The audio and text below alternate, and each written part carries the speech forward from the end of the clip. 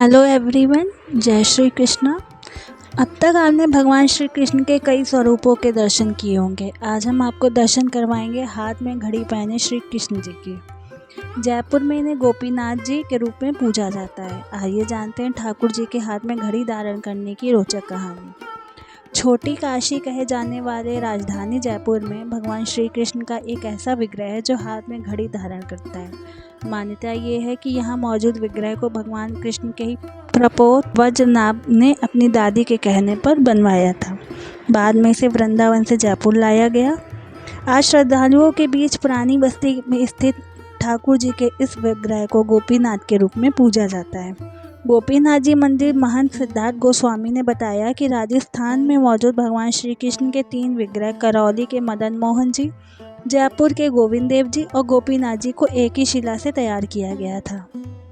मान्यता के अनुसार कंस ने जिस शिला पर अपनी बहन के जन्मे बच्चों को मारा था, भगवान श्री कृष्ण के प्रपौत्र वज्रनाभ ने उसके 3 टुकड़े किए थे। इससे जो पहला विग्रह बना वो मदन मोहन जी का था। ये वर्तमान में करौली में है। इनके चरण ठाकुर जी से मिलते हैं। दूसरा विग्रह गोपीनाथ जी कहलाया। वर्तमान में ये जयपुर की पुरानी बस्ती में मौजूद है। उनके वक्ष स्थल और भुजाएं ठाकुर जी के समान है। आखिर में तीसरा विग्रह गोविंद देव जी से बना, जिनका मुखारबिंद ठाकुर जी से मेल खाता है। मान्यता है कि ये तीनों ही विग्रह करीब 5000 साल पुराने हैं। महंत सिद्धार्थ गोस्वामी ने बताया कि गोपीनाथ जी की प्रतिमा यानी यमुना किनारे वंशी घाट पर मिली थी। इसकी सेवा का जिम्मा मधु गोस्वामी को मिला था। 1669 तक उन्होंने वृंदावन में ही ठाकुर जी की सेवा की। जब औरंगजेब मंदिर तोड़ने लगा तब ठाकुर जी को लेकर छुपते छुपाते राधा कुंड और काम्या वन होते हुए 1775 में जयपुर लाया गया।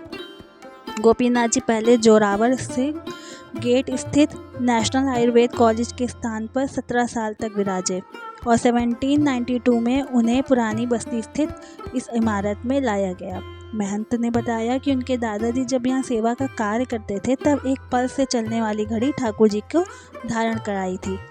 ये सही वक्त भी बताती थी। बताया जाता है कि आज़ादी से पहले यहाँ एक अंग्रेज आया था। उसका कहना था कि यदि ठाकुर जी में प्राण है तो ये घड़ी धड़कन से चलेगी। जब भगवान को घड़ी धारण कराई गई तो वो चलने लगी। काफ़ी लंबे समय तक भगवान को ये घड़ी धारण भी कराई गई थी। हालांकि जब वो ख़राब हुई तो उसे सही करने के लिए कारीगर को दिया गया, लेकिन उसने ये वापस नहीं दिया। उन्होंने बताया कि अभी भी भगवान को इसी घड़ी की प्रतिकृति के रूप में दूसरी घड़ी पहनाई जाती है।